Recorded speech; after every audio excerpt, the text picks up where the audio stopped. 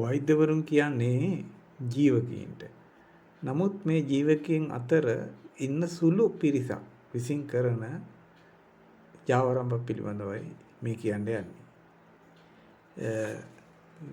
ලංකාවේ රෝහල් කීපයක සම්බන්ධ වෛද්‍යවරු විසින් කරන වකුගඩු ජාවාරම්භ පිළිබඳවයි මේ කියන්න යන්නේ. මේක ජනසංවේදන මාධ්‍ය කීපයකින්ම මේ පිළිබඳව අනාවරණය කරලා තියෙනවා.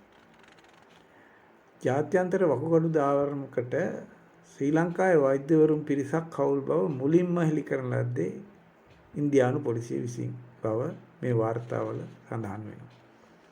රහස් පොලිසිය මගින් කරන ලද පරීක්ෂණ වලට අනුව ලංකාවේ වකුගඩු ජාවාරමට සම්බන්ධ රෝහල් 4ක සහ වෛද්‍යවරුන් කීප දෙනෙකුගේ නම් හෙළි කරගෙන ඇති බව මේ වාර්තාවලට අනුව කියවෙනවා.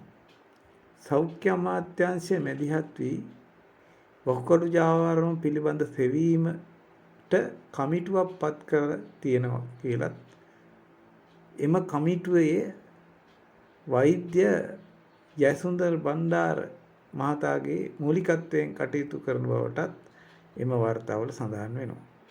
මෙම කමිටුවේ වාර්තාව ගැන කියනවා නම් මෙම කමිටුවේ වාර්තාව වකුගඩු මාපියා විසින් යටගසනු ලබන අතර මේ වන විට අතුරුදහන් වී ඇති බවත් කියන්න පුළුවන්.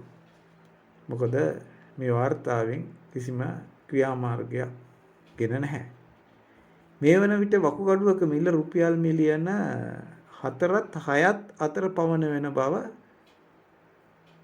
අනාවරණය වෙනවා. මිලියන 4ත් 6ත් අතර. ඒ කියන්නේ ලක්ෂ වලින් ගත්තොත් 40ත් 60ත් අතර තමයි වකුගඩුවක මිල. මේ මිලට තමයි වකුගඩුවක් විකුණන්නේ. නමුත් වකුගඩු දායකයට ලැබෙන්නේ රුපියල් ලක්ෂ 5කටත් අඩු මුදලක් බව මේ වාර්තාවල සඳහන් වෙනවා. මේක ගත්තාම කුඩු ජාවාරමට පසුව අධික මුදල් ලැබෙන නීති විරෝධී ජාවාරම වකුගඩු ජාවාරම් බවට දැන් පත් වෙලා තියෙනවා කියලා අපිට මේ වාර්තාවනුව කියන්න පුළුවන්. මෙම වෛද්‍යවරුන් විසින් උපයා ගන්න මුදල් විදේශ රටවල ආයෝජනය කරන බවත් ඒ වගේම මේවා යවන්නේ උන්ඩියල් ක්‍රමයට බවත් මේ වාර්තාවල සඳහන් වෙනවා. වකුගඩු දායකයන් රැවටීම සඳහා වකුගඩු පරිත්‍යාග කිරීම පිළිබඳව වකුගඩු දන් දෙන්නේ මෙහෙමයි නමින් පත්‍රිකා බෙදා තිබෙන බවද සඳහන් වෙනවා. ඒ කියන්නේ වකුගඩු දන් දෙන්න පෙළඹවීම කරන්න ප්‍රචාරක දැන්වීම බෙදා හරින බව. මෙම මාෆියාව විසින් තම තැරව්කරුවන් දකුණු පළාතේ විවිධ පන්සල් වලට යවමින් වකුගඩු දන් දීමට බෞද්ධ භික්ෂූන්ද පොළඹවා ගනිමින් සිටින බවද වාර්තා වෙනවා. ඒ කියන්නේ මේක මහා පුණ්‍ය කර්මයක් කියලා ප්‍රකාශ කරලා පන්සල් වලට සම්බන්ධ කරලා පන්සල් කරහා මේ ප්‍රචාරක වැඩපිළිවෙල කරනවා කියලා සඳහන් වෙනවා. මෙම වකුගඩු ජාවාරම පිළිබඳව ශ්‍රී ලංකා වෛද්‍ය සභාවට සෞඛ්‍ය අමාත්‍යාංශයටද පැමිණිලි ලැබී තිබුණද මේ දක්වා ඔවුන්ට එරෙහිව කිසිදු ක්‍රියාමාර්ගයක් ගෙන නැති බවද සඳහන් වෙනවා. අන්න ඒක තමයි. ඒ කියන්නේ සෞඛ්‍ය අමාත්‍යාංශය ශ්‍රී ලංකා වෛද්‍ය සභාව. ඒ කියන්නේ සෞඛ්‍ය සම්බන්ධව කටයුතු කරන ඉහළ ආයතන.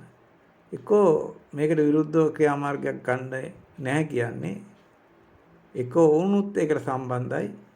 එහෙමනම් නැත්නම් අතයට ගණක් හම්බ වෙනවා කියන එක තමයි.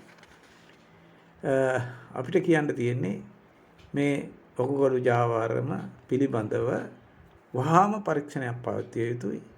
ඒ සඳහා ක්‍රියාත්මක වෙ යුතුයි.